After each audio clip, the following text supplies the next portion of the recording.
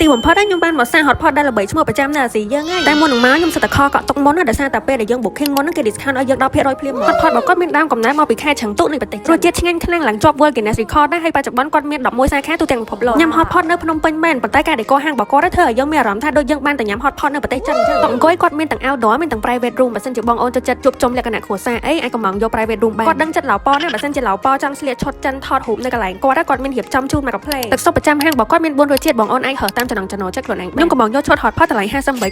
ដោយសារតែយកឈុតហ្នឹងទៅដឹងតែចំណេញមកគ្នា4នាក់ហើយមកញ៉ាំ hotpot អញ្ចឹងតើតដាក់អីតិចបានចូលជាតិគ្នាល្អចំណេញមែនតើដោយសារតែយកឈុតហ្នឹងគាត់ discount ទៅលើស្រាសស្រាក្រហមឲ្យយើងបន្ថែមទៀតពេល discount ហើយស្រាម្ដងនៅសល់តម្លៃតែ$19.90ពេលបន្លែសាច់ដែលគាត់រៀបចំឲ្យយើងនៅក្នុងឈុតហ្នឹងសិតតែស្រស់ល្អញ៉ាំបងអូនដែលអត់ចេះលាយទឹកជ្រលក់គាត់មានរូបមន្តលាយទឹកជ្រលក់ឲ្យយើងមកកាផ្លេអញ្ចឹងបងអូនអាចលាយតាមចំណង់ចំណូលចិត្តរបស់ខ្លួនឯងបានជាពិសេសគាត់មានផ្លែឈើការ៉េមហើយនិង popcorn សម្រាប់ឲ្យយើងលាងមាត់ពេលញ៉ាំហើយទៀតបងគាត់មានឈ្មោះថា Shu Ta Xie ហៅគាត់ចិនហៅឈើ快来享用吧អញ្ចឹងបងប្អូនមកញ៉ាំទាំងអស់គ្នាណាជួបគ្នានៅវីដេអូក្រោយទៀតបាយបាយ